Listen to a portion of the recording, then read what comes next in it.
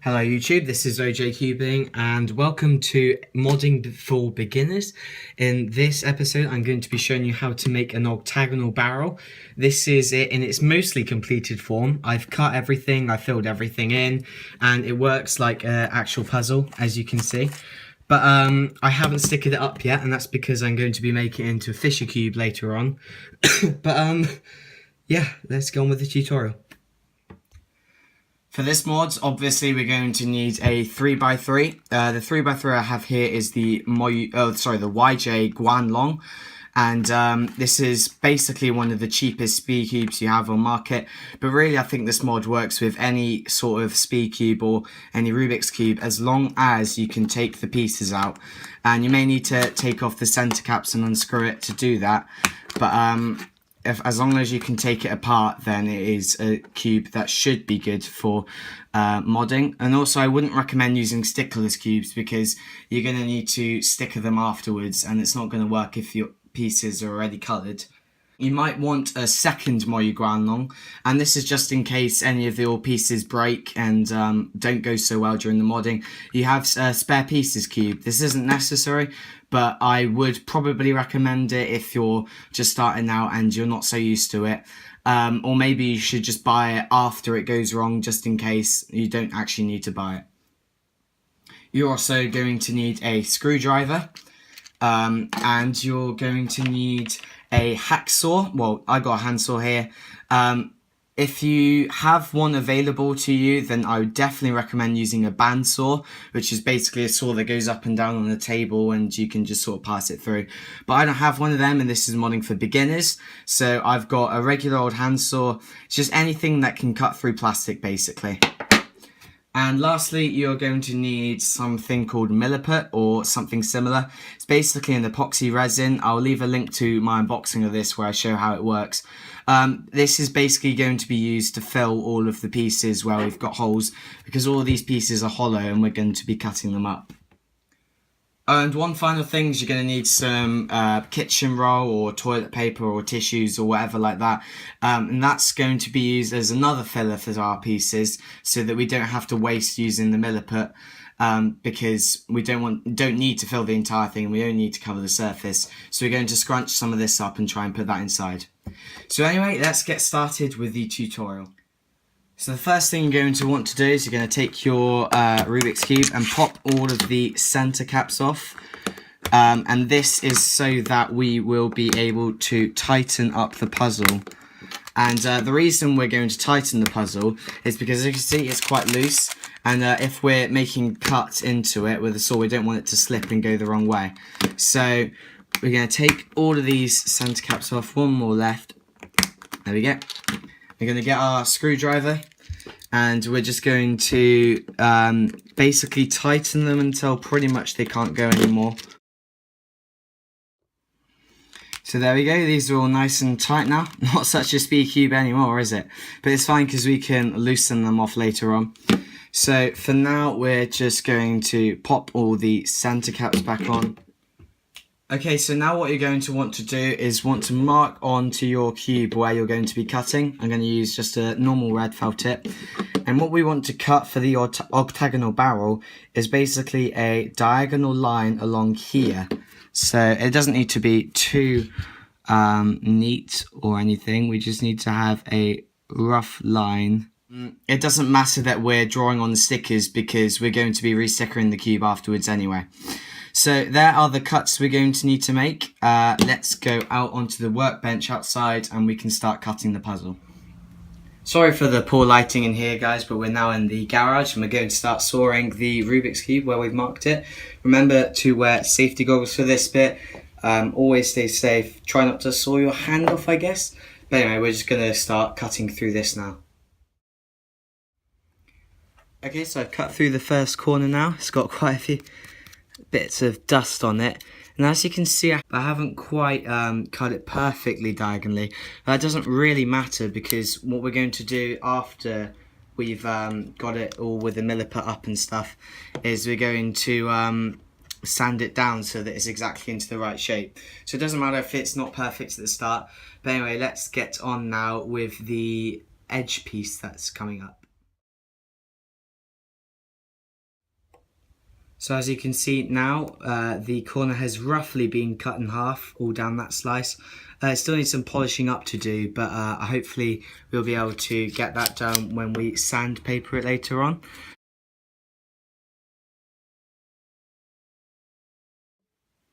So I've only cut a couple of the corners, but I've realised that they're actually made out of two separate pieces. And so I've basically decided that I need to get some poly cement and super glue them together. Perhaps it's a bit easier to see on this piece that I've already cut, but basically, yeah, it's two different bits, and that just sort of slots in there like that. So what I'm now going around doing on all of the corners, the edges are fine, but I just need to put a couple of bits of super glue in there, so that hopefully, in fact, I would love to put some on the inside of all the pieces, but I'm not going to be able to do that for them.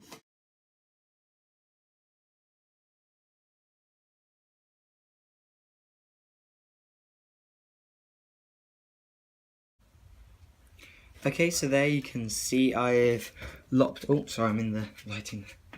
You can see I've lopped off all of these bits. It's got a lot of dust from the plastic that I've cut off in it, and a lot of the cuts, as you can see, aren't completely perfect. But again, hopefully I should be able to sort that out when I sand it down. But at the moment, yeah, it seems quite good. Just need to get all this dust out, and then I'll start putting in the milliput so I can leave that to set overnight. Okay, so let's have a look at what I've done a bit more in the light. Yeah, I've basically trimmed all these off. In the time between clips, I've trimmed off some of these edge bits that were getting a bit too large, so that hopefully I won't have to sand them down too much later on. The super glue seems to have stuck, apart from a couple of bits like here, which I'm going to super glue back on just about now. But basically what we've got to do now is give the puzzle a bit of a clean out, because it's still got some gritty bits in it, and we're going to also disassemble it very quickly. Okay, so whilst we wait for some of these corners to finish super gluing together properly, I'm just going to start on a couple of these edges that I've cut open. And so we're going to need to fill these with milliput, but again, we only really want that on the surface. So what I'm going to do is I'm just going to, I don't know how much to put in yet, I'm just going to tear off some tissue paper and put it quite firmly in there. I think maybe I could do with a little bit more in there. And so, yeah, this is just going to mean that I'm not using up as much milliput. Okay, so again, I'm now going to start filling up the corners. Got a little bit of super glue left on there, so I'll just wipe that off. We're just doing the same thing, scrunch a bit of it up. I'm going to be a bit gentler with it this time because it's some of the super glue is trying to set. And we're just going to do things like that and put that aside, okay?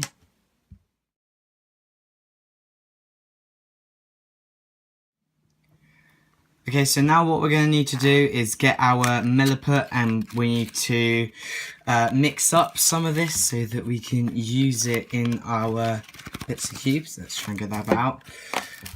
So gloves again are going on for this. There we go.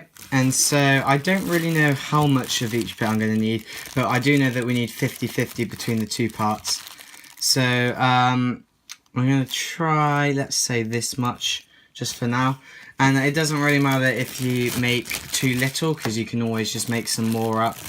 Hopefully we've saved a lot of this by putting all that tissue paper in.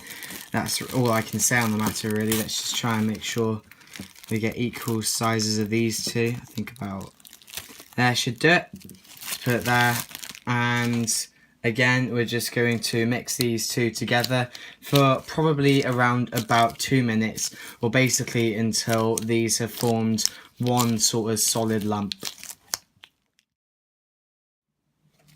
So as you can see, we now have one consistently coloured blob, and so I'm basically just going to get right into making this. I'm going to peel off a little bit of it, make it into a nice little, I don't know, flat-ish sort of thing. I'm going to get one of the edges first because I think they're more stable, and I'm just going to sort of press this in to every nook and cranny. Try and keep it smooth if possible, and it doesn't matter too much if it overlaps, because what we're going to be doing is sanding it down later on.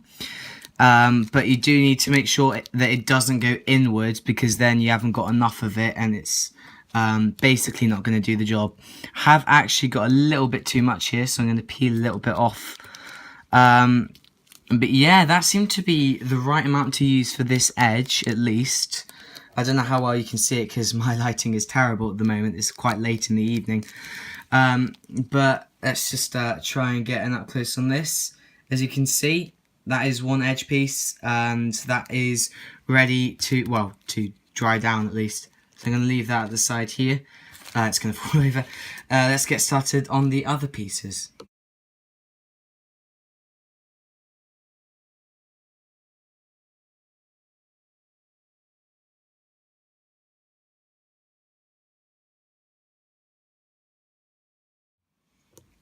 Okay guys, so as you can see, I just about didn't make enough milliput. I've got only 1.5 pieces left, so I think I judged that pretty well. I'm just going to go mix up a bit more and then I'll finish off on that. Okay, so I've actually managed to do that with only this tiniest, smallest bit of milliput left over.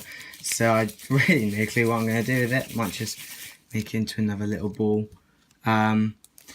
We'll see what happens to that. So there, here I have it. All these pieces have now been filled up, and I'm so glad I put in the tissue paper because I didn't have to use that much stuff at all. They've all bulged over. Basically, each of the pieces has a bit too much in it, which is a good thing in my opinion, because it means that I can then sand that down to be the right size once all this has hardened up. So I'm just going around and trimming off the bits of the edges that I don't particularly want on them at the moment, and flattening them out. And yeah, I'll leave these to dry out overnight, and then maybe tomorrow, maybe sometime later, I'm going to be sandpapering them. So yeah, that's it for now. Okay, so what I'm going to do now is I've got some quite coarse sandpaper, and I'm going to get my pieces. I'm just going to sort of rub them along here like this until it sort of cuts down to the layer that it needs to be on. I've got one that I've prepared earlier, and as you can see, it's sort of cut down right along the line that it needs to be. And it doesn't need to be exactly perfect. Here's the edge, corner piece as well. But it just sort of needs to make it roughly in line with how the entire cube or puzzle is going to look like by the end of it. So I'm going to do that in the time lapse now. This time lapse is a little bit longer, so I'm going to be doing a random voiceover, but I have no idea what I'm going to say, so this is just random ramblings really, and here comes the end of the time lapse. Okay, so I finished off all the pieces now. Most of them look rather smooth, and I will just say now, if you've got access to what's known as a belt sander, I would definitely recommend using it. It's basically just a belt that goes along. You can just press it down basically and it will sand it off for you. But I have managed to do it with sandpaper, and so what we're going to do now is going to head inside and assemble it again and just have a look at what it looks like, and we'll probably do some more sanding after that. So as you can see, I've now reassembled our puzzle and it's starting to look pretty much like what we want it to. If you look along there, and quite a few, that's quite flat, but quite a few of these cuts aren't quite as flat as we want them to be. So this would work as a functioning puzzle, but it wouldn't look that nice, and we want it to look as nice as we can. So what we're going to do is we're going to go back out to the garage and we're going to just sand like this along all of these and hope that it makes all 4 of these flat. And again, if you have a belt sander, this would make it so much easier, but again, I don't have one, so back to the sandpaper it is.